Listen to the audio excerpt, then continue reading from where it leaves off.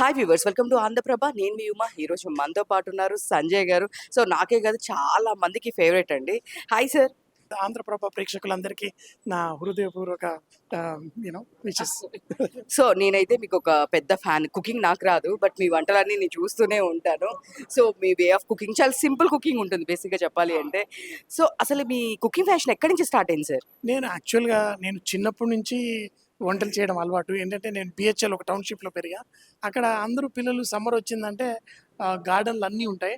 వెళ్ళి ఇంటి వెనకాల ఏదో ఒక వంటలు అలా చేయడం స్టార్ట్ చేసి, అంటే చిన్నప్పటి నుంచి ఆ ప్యాషన్ ఉన్నదాన్ని జీవితంలో అది ప్రొఫెషన్ మారడం చాలా కొద్ది మందికి ఆ అదృష్టం ఉంటుంది. అందుకే మీరు చూస్తారు కదా! అలాంటి అదృష్టం ఉన్నవాళ్ళు ఎప్పుడూ ఆ చేసే పని చాలా హ్యాపీగా చేస్తారు. అందుకే నేను కుకింగ్ చేసేటప్పుడు హోల్ హార్టెడ్‌గా ఫుల్‌గా ఎంజాయ్ చేస్తూ చేస్తాను. సో అంటే లైఫ్‌లో ఎవరికైనా రిటైర్మెంట్ ఉంటుంది కానీ, తినే వాళ్ళకి, వండే వాళ్ళకి రిటైర్మెంట్ అనేది ఉండదు. సో మీరు నాకు తెలిసినంత వరకు మాక్సిమం అన్ని ఫుడ్స్ అన్నీ మాక్సిమం కాంటినెంటల్ అని, చైనీస్ అని అన్నీ కవర్ చేస్తుంటారు కదా సార్?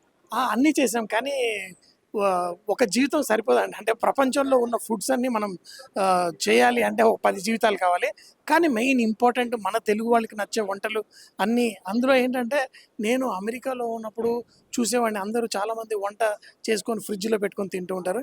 అలా కాదు, ఇంట్లో కూడా ఒక 5 స్టార్ హోటల్‌లో ఉండే ఆ టేస్ట్‌ని తీసుకురావడం అనే ఆ ఉద్దేశంతోటి ఫస్ట్ స్టార్ట్ చేశాను.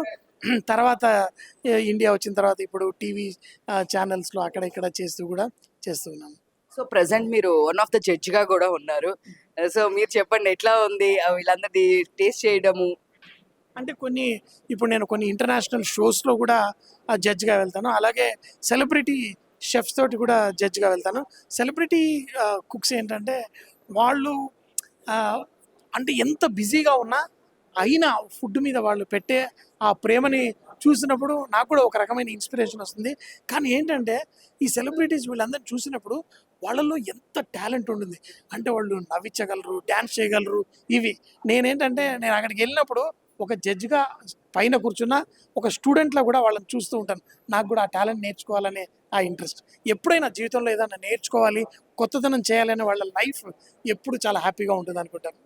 సో అంటే రీసెంట్‌గా మేము చూస్తున్నాం గదా! రీసెంట్‌గా చేసిన సెలబ్రిటీస్ ఆ ఫుడ్‌లో వరస్ట్ ఫుడ్ అంటే ఎవరు చేశారు? మేము షోలో చూస్తూ ఉంటాము.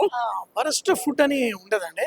అయితే ఒక ఒకసారి ఏంటంటే ఆహ్, ఒక స్ ప ఫుడ్‌లో ఫ్లేవరింగ్ ఇచ్చేది చాలా ఎక్కువేశారు బై మిస్టేక్ తెలియకుండా. అది పైన వేశారు. మనం కొన్ని ఫ్లేవర్స్ యేసుకుంటాం. రోజ్ ఎసెన్స్ అట్లా. అలా కాకుండా ఆ కర్పూరం అది కొంచెం ఎక్కువేసేసరికి అది అట్లా అయింది.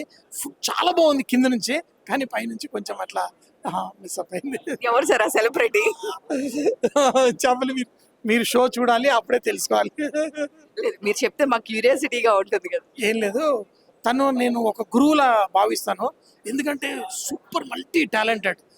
రాకింగ్ రాకేష్ మనకు తెలుసు కదా! తను పాపం కర్పూరం ఒకసారి పైనేసాడు. అది బ్లెస్ అయింది.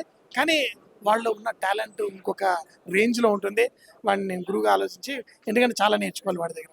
సో అంటే మీరు తినంగానే అబ్బా! సూపర్ డెలిషియస్ అనిపించిన, చాలా రోజు చేస్తుంటారు సెలబ్రిటీస్. దానిలో మీ ఫేవరెట్ కుక్ విత్ అంటే ఇప్పుడు రాకేష్ కూడా చాలా సార్లు టాప్‌లో వస్తాడు. అయితే కుకింగ్ ఎట్లాంటిది అంటే కొన్నిసార్లు చాలా బావుంటాయి. కొన్నిసార్లు కొంచెం తక్కువగా ఉంటాయి.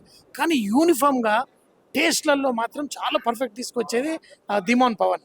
తన ఫుడ్డు ఒక మ్యాజిక్ ఉందండి. అందుకే నేను ఇందాక తెగ పొగుడుతూ ఉన్నాను వాడిని. ఎందుకంటే వాడు చేసే దాని మీద అంత శ్రద్ధ పెడతాడు. ఆ ఫుడ్‌లో చాలా చిన్న చిన్న మార్పులతోటే మనం ఫుడ్‌ని టేస్టీగా చేసుకోవచ్చు. చాలామంది అనుకుంటారు షడ్‌రుచులు అంటే అది ఒక కాన్సెప్ట్ అని. కాదు.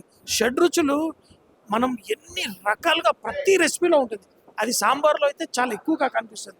కానీ ఒక చికెన్ కర్రీ అయినా, ఏదైనా గానీ వాటిని ఆ స్పైసెస్‌ని మేనేజ్ చేయగలిగితే ఫుడ్ అదిరిపోవాల్సిందే. సో అండ్ కుక్ విత్ జాతిరత్నాలులో మీ ఫేవరెట్ అంటే ఎవరు? నా ఫేవరెట్ ధీమాన్ పవన్. ఇంకొకటి ఏంటంటే ప్రతి ఒక్కళ్ళండి. నాకు జాతిరత్నాలు అందరూ చాలా ఇష్టం. ఎందుకంటే వాళ్ళ వాళ్ళు ఎంత కష్టాలు పడ్డా అందరిని నవ్విస్తూ ఉంటారు స్టేజ్ మీద. అలాగే తనుజ కూడా, ఎందుకంటే లాస్ట్ టైం ఓడిపోయినా మళ్ళీ ఈసారి వచ్చి గెలిచింది. ఆ తపన ఆ డేరింగ్ డాషింగ్ ఎట్లా ఉంటుందో అండ్ అంతేకాకుండా చాలామంది, అంటే ఒక్కొక్కళ్ళు ఇప్పుడు నిఖిల్ ఉంటాడు. నిఖిల్ ఏంటంటే వాడి ఎనర్జీ, వాడు వచ్చాడంటే. కానీ ముఖ్యంగా ప్రదీప్ ఈజ్ మై ఫేవరెట్.